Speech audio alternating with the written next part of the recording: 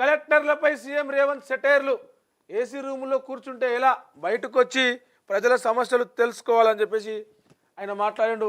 గతంలో ఐఏఎస్ అధికారులు నిత్యం ప్రజల్లో ఉండేవారని, ఇప్పుడు ఏసీ రూముల్లో నుంచి బయటకు రావడం లేదని సీఎం రేవంత్ అన్నారు. విశ్రాంత ఐఏఎస్ అధికారి గోపాలకృష్ణ రచించిన life of a karmayogi, memoir of a civil servant పుస్తకావిష్కరణ కార్యక్రమంలో ఆయన పాల్గొన్నారు. గోపాలకృష్ణ గారి అనుభవాలను ఈ పుస్తకంలో నిక్షిప్తం చేయడం సంతోషం.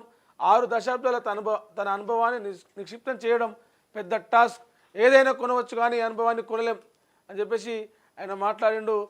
అధికారులు కూడా మొత్తం ఏసీ రూమ్లలోనే ఉంటున్నారు, జనాల దగ్గరికి వెళ్ళట్లేదు.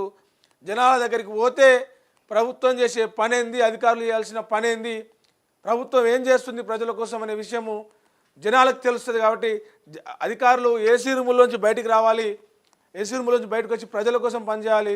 ఒక్క తప్పు చేయమని చెప్తే, ఏదో ఒకటి తెలిస్తే ఒక తప్పు చేయమని చెప్తే మీరు 3-4 తప్పులు చేసేందుకు కూడా ప్రిపేర్ అయిపోయి ఉంటున్నారు అని చెప్పేసి నిన్న ఐఏఎస్ అధికారులు ఐపీఎస్ అధికారుల మీద సీఎం రేవంత్ రెడ్డి కొంత ఒక హెచ్చరిక లాంటిది, కొంత అసహనం లాంటిది ప్రదర్శించిందని చెప్పొచ్చు.